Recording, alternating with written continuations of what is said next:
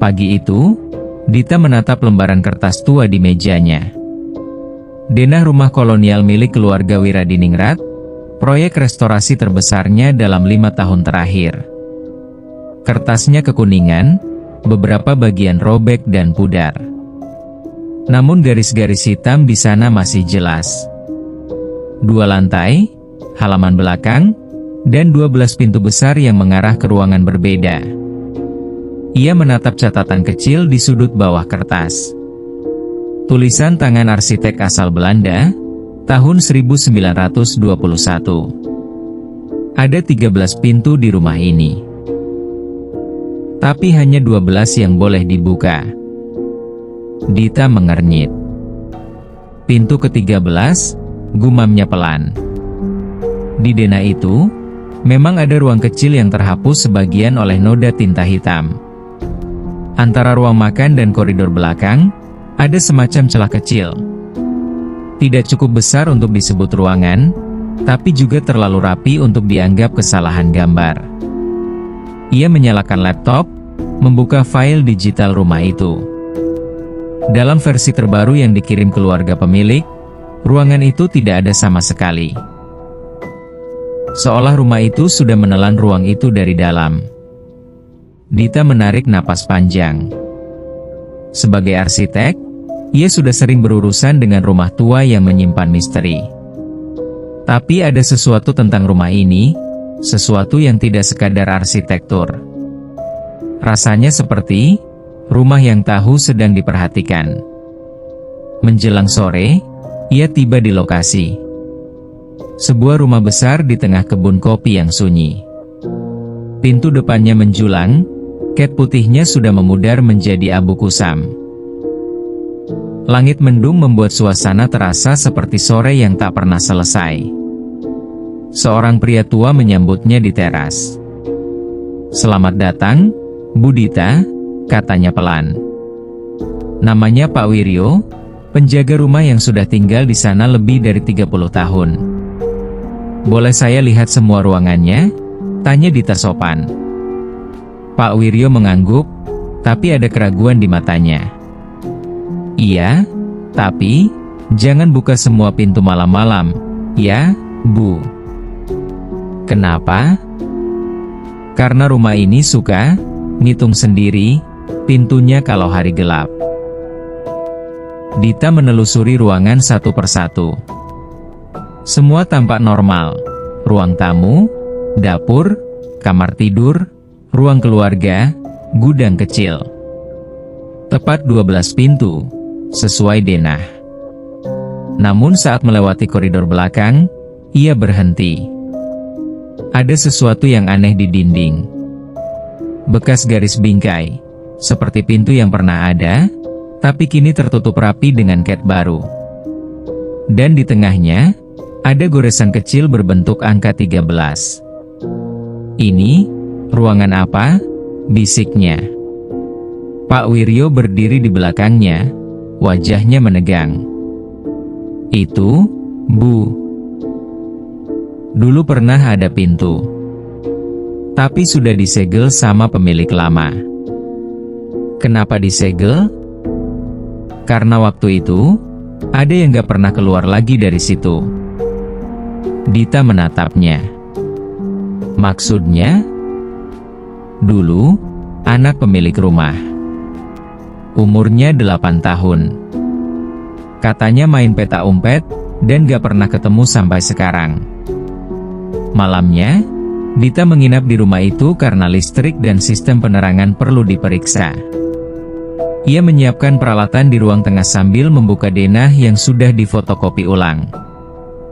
Dan kali ini, di pojok bawah kertas, noda tinta hitam itu seperti memudar. Ia bisa melihat sedikit lebih jelas garis yang tersembunyi di baliknya. Sebuah ruangan kecil tanpa jendela. Dan di tengahnya, gambar pintu kayu dengan simbol mata terbuka. Dita menatap ke arah suara itu. Tepat di belakangnya, dinding yang menutup pintu ke-13. 3 ketukan. Pelan, teratur, seolah seseorang sedang meminta izin masuk. "Pak Wiryo?" serunya. Tidak ada jawaban. Hanya suara tetesan air dari atap dan jarum jam yang berdetak semakin lambat. Ia mendekat, menempelkan telinganya ke dinding. Dan dari balik tembok, terdengar bisikan anak kecil. "Aku masih di sini." Dita mundur pelan. Namun matanya menangkap sesuatu. Denah di meja kini berubah. Garis ruangannya bergerak sendiri, membentuk tulisan halus di tengah kertas. "Temukan aku, maka kau akan menemukan dirimu." Malam itu, rumah Wiradiningrat terasa lebih sunyi dari sebelumnya. Jam dinding menunjukkan pukul 1.43 dini hari. Namun Dita belum bisa tidur. Setiap kali memejamkan mata, ia selalu mendengar suara samar dari arah koridor belakang. Suara ketukan lembut, 3 kali, selalu dengan jeda yang sama. Tok, tok, tok. Awalnya ia pikir itu hanya tikus di antara papan kayu. Tapi suara itu selalu muncul dari titik yang sama. Dinding tempat pintu ke-13 pernah berdiri. Dita mencoba menenangkan diri. Ia duduk di lantai ruang tengah, menyalakan lampu kecil dan membuka kembali denah rumah. Namun kali ini, denah itu terlihat berbeda. Garis pintu ke-13 kini tergambar lebih tegas, dan di bawahnya muncul satu kalimat baru, yang sebelumnya tak ada. Suara itu bukan dari luar. Dita menatap tulisan itu lama. Nafasnya tercekat. Tangannya gemetar tanpa sebab. Entah kenapa, kalimat itu terasa seperti pesan pribadi. Seolah rumah itu sedang berbicara langsung kepadanya. Ia memutuskan untuk memeriksa sumber suara itu sendiri. Mengambil senter dan berjalan pelan menyusuri koridor. Lampu gantung di atasnya bergoyang ringan, menimbulkan bayangan seperti riak air di tembok. Saat ia sampai di depan dinding yang disegel itu, suara ketukan berhenti. Dita menempelkan telinganya ke permukaan tembok. Hening. Tapi beberapa detik kemudian, dari balik dinding terdengar suara langkah kecil. Diikuti bisikan lirih seorang anak. "Kamu juga suka menggambar pintu, kan?" Dita mundur satu langkah, nafasnya berat. Ia menatap dinding itu dengan mata berkaca-kaca. Kalimat itu terasa terlalu akrab. Seolah berasal dari ingatan masa lalu yang ingin keluar dari kepalanya. Tiba-tiba, sekelebat gambar muncul di pikirannya. Seorang gadis kecil duduk di lantai kamar dengan pensil di tangan, menggambar deretan pintu di dinding. Pintunya bermata satu di tengah, sama seperti yang ada di denah rumah ini. Dan di sebelah gadis itu, ada suara seorang ibu yang berteriak. Menyuruhnya berhenti, bermain dengan hal-hal aneh. Gadis itu kecil, rambutnya dikuncir 2, wajahnya sendu. Dan yang paling membuat dada Dita sesak, anak itu dirinya sendiri. Dita terhuyung. Tangannya menutup mulutnya sendiri. Air matanya menetes tanpa tahu alasan pasti. Bagaimana bisa rumah yang baru ia datangi beberapa hari lalu tahu tentang kenangan masa kecilnya? Tentang pintu yang selalu ia gambar waktu kecil. Pintu yang bahkan orang tuanya anggap hanya imajinasi. Apa mungkin rumah ini yang memanggilku ke sini? Pikirnya lirih. Tiba-tiba suara ketukan itu terdengar lagi. Kali ini bukan dari dinding, tapi dari bawah lantai kayu. Pelan tapi pasti, langkah-langkah kecil itu bergerak menuju posisi Dita berdiri. Senter di tangannya berkedip-kedip, hampir padam. Dari bawah lantai, terdengar suara anak itu lagi.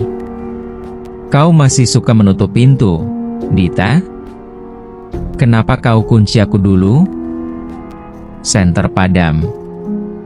gelap total. Dan dalam gelap itu, Dita menyadari suara itu tidak datang dari luar. Suara itu datang dari dalam dirinya sendiri. Dalam kegelapan, Dita menunduk dan menyentuh lantai. Hangat. Bukan kayunya, tapi sesuatu di bawahnya. Seolah rumah itu bernapas. Dan tepat ketika ia akan mundur, suara itu berbisik satu kali lagi. Sangat dekat dengan telinganya. Kalau kau berani buka lagi, aku bisa keluar. Pagi datang tanpa matahari. Langit di atas rumah Wiradiningrat berwarna kelabu pucat. Dan kabut tipis menggantung rendah di halaman. Dita terbangun di ruang tengah dengan kepala berat. Ia tak ingat kapan tertidur. Tapi mimpi semalam menempel seperti debu di pikirannya. Mimpi tentang seorang anak kecil yang berdiri di balik dinding, memegang kunci, sambil tersenyum ke arahnya. Di sebelah tempat ia tidur, denah rumah itu masih terbuka. Namun sekarang, gambar pintu ke-13 tampak semakin jelas. Bahkan ada coretan kecil di bawahnya. Ibu menyembunyikan aku di sini. Dita memejamkan mata, menahan nafas. Kata ibu mengguncang perasaannya lebih dalam daripada suara ketukan malam tadi. Ia tidak pernah dekat dengan ibunya, seorang guru seni yang keras dan dingin. Sejak kecil, Dita sering dihukum karena menggambar hal-hal aneh. Pintu-pintu dengan mata, tangan yang keluar dari dinding, rumah yang tidak punya atap. Semua gambar itu cuma imajinasimu yang sakit, kata ibunya dulu. Berhenti membuka hal-hal yang tidak seharusnya dibuka.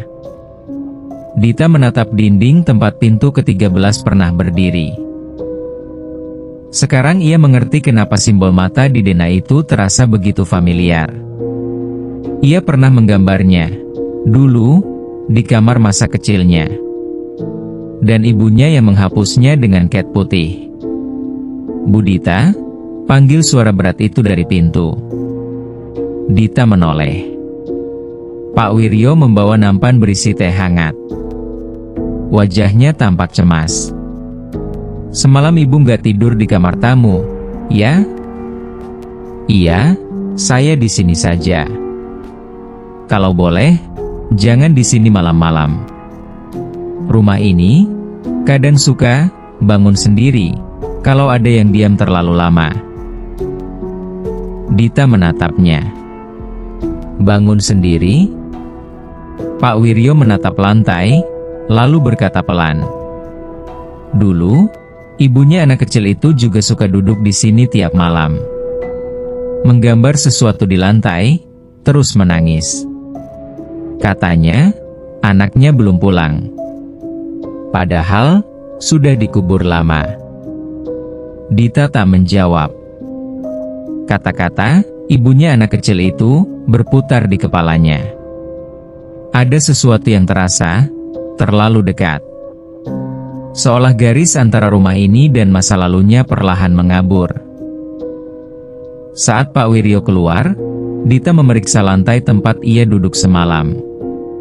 Dan di situ, di bawah karpet tipis, terdapat ukiran samar, nyaris tertutup debu. Simbol mata. Sama seperti yang ada di denah. Namun kali ini, di bawah simbol itu, ada tulisan kecil berbahasa Belanda. De Moeder ziet alles. Ibu melihat segalanya. Hawa dingin mengalir dari celah papan lantai. Dita merasakan hembusan itu di ujung jarinya. Lalu, sesuatu bergetar pelan di bawahnya. Seperti nafas. Ia menempelkan telapak tangannya ke lantai. Dan benar, ada gerakan halus, seperti dada yang naik turun. Rumah itu bernapas. Rumah ini hidup, bisiknya. Atau, rumah ini sedang hidup melaluiku? Suara anak itu muncul lagi, kali ini lebih jelas.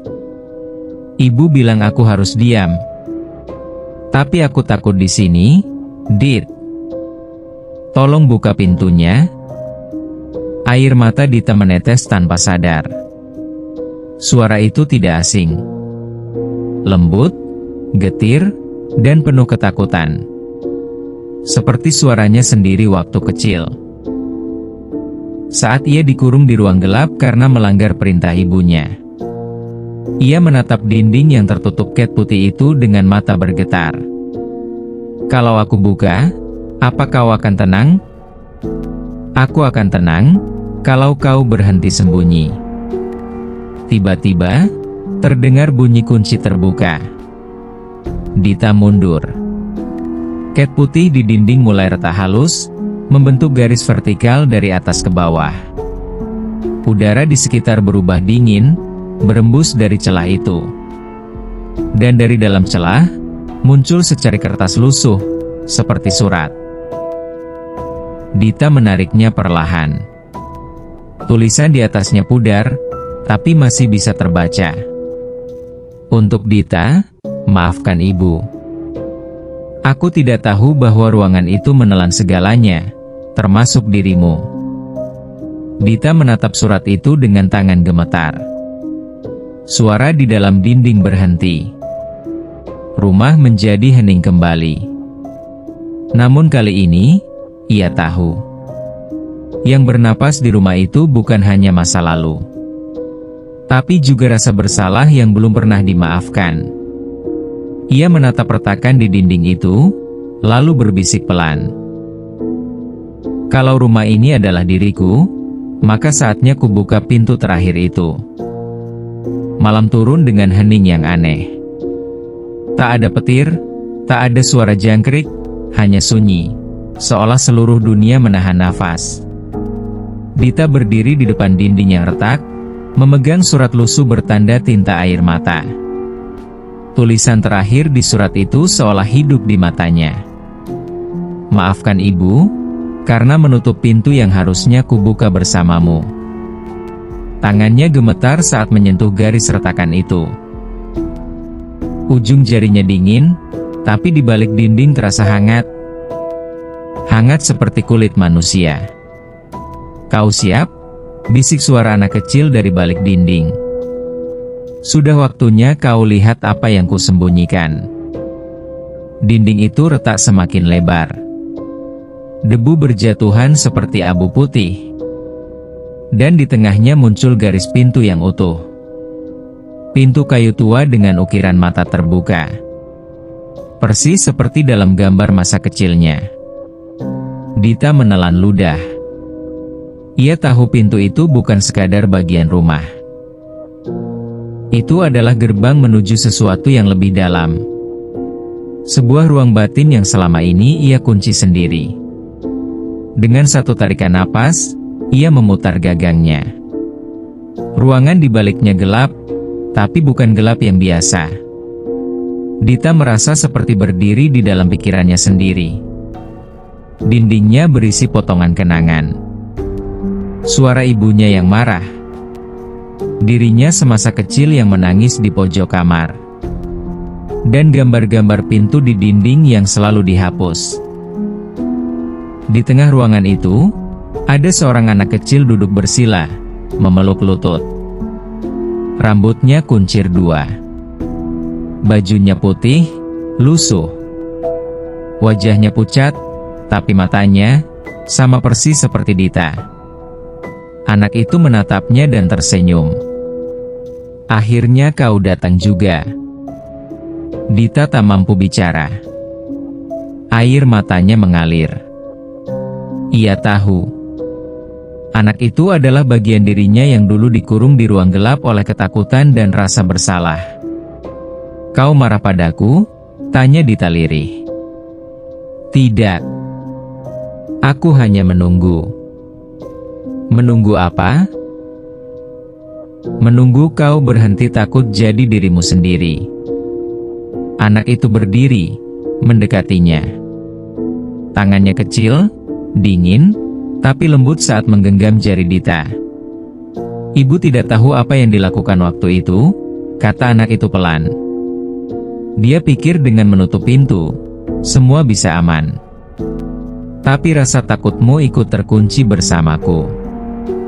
Dita berlutut, menatap mata kecil itu. Aku cuma ingin berhenti mengingat. Kau tidak perlu lupa, jawab anak itu. Kau cuma perlu memaafkan. Cahaya mulai merembes dari dinding-dinding ruang itu. Pelan tapi menyelimuti mereka berdua. Semua kenangan buruk mulai memudar, berganti dengan kehangatan yang sulit dijelaskan. Tangisan Dita pecah, tapi suaranya bukan kesedihan. Itu suara kelegaan. Anak kecil itu tersenyum. Sekarang kau sudah bisa menutup pintunya dari dalam. Dita mengangguk. Ia memeluk anak itu erat. Dan perlahan, tubuh anak itu berubah menjadi cahaya. Meresap ke dalam dada Dita. Menyatu kembali dengan jiwanya yang selama ini terpecah. Ketika ia membuka mata, ruangan itu hilang. Yang tersisa hanyalah dinding bersih. Tanpa retak, tanpa pintu, tanpa tanda apapun. Rumah Wiradiningrat terasa ringan, seperti baru saja melepaskan beban lama. Dita berdiri di ruang tengah, memegang denah rumah yang kini kosong sempurna. Di pojok bawahnya, tulisan arsitek tua itu telah berubah. Kini hanya ada 12 pintu. Karena pintu terakhir telah ditutup oleh pemilik sebenarnya. Pagi akhirnya datang, sungguh datang. Untuk pertama kalinya, sinar matahari menembus kaca rumah itu tanpa terasa berat. Dita menatap keluar jendela, menghela napas panjang. Rumah ini sudah selesai, katanya lirih. Dan aku pun begitu. Ia menatap denah terakhirnya, menulis satu kalimat kecil di pojok bawah kertas. Tidak semua pintu harus dibuka. Tapi yang sudah terbuka, pantas untuk dimengerti. Setiap rumah menyimpan ruang yang tidak tampak. Kadang ruang itu bukan tempat, tapi bagian dari jiwa kita sendiri. Dan ketika akhirnya kita berani membuka pintu terakhir, bukan hantu yang menunggu, tapi diri kita yang pernah terluka.